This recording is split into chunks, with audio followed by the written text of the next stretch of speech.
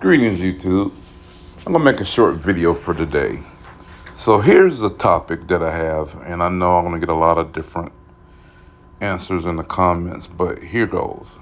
So I want to get an Archangel stock for my SKS. Can somebody please tell me why anytime you want to put a stock other than the wooden one is considered Bubba-ing the rifle? You always say people Bubba the rifle. And I know the SKS is notorious for that.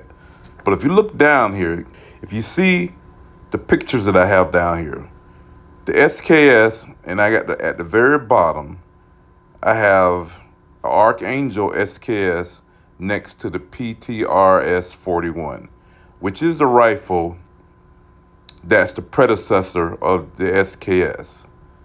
And tell me what is wrong with changing the stock when that's what the SKS originally looked like. If anybody did any Bubba into the rifle, it would be the Soviets, because the wooden stock is completely unnecessary. I don't know why they put a wooden stock on it when the rifle that it came from didn't have a wooden stock.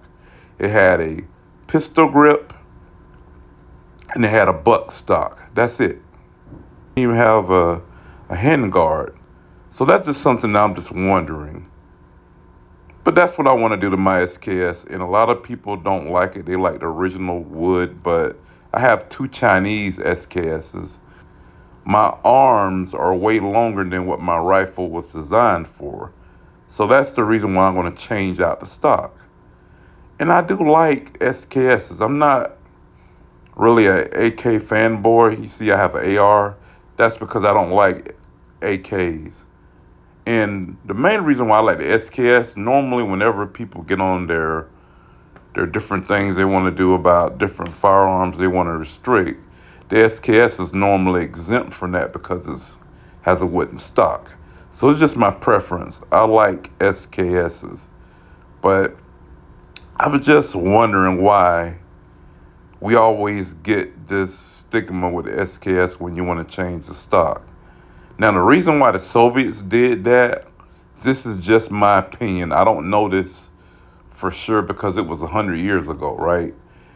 I'm thinking that because when they were developing the AK, if you would have put the SKS out in the configuration that the PTRS 41 is, then it makes the AK-47 obsolete. Because if you take the PTRS 41, you don't need an AK. You can use that same rifle if you wanted to use it and configure it for, what would be, for different calibers you can.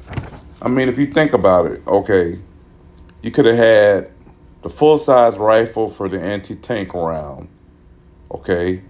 Then you could scale it down a little bit, and they could have had the 7.62 by 54R, and then you could scale it down a little more, and then you could have had it, what the SKS is today, the incarnation that we have, right? What would have been wrong with that? It would have made the AK completely obsolete. You wouldn't need to have an AK, you wouldn't need to have the Dragunov, you wouldn't need any of the other variants of the AK that's in production.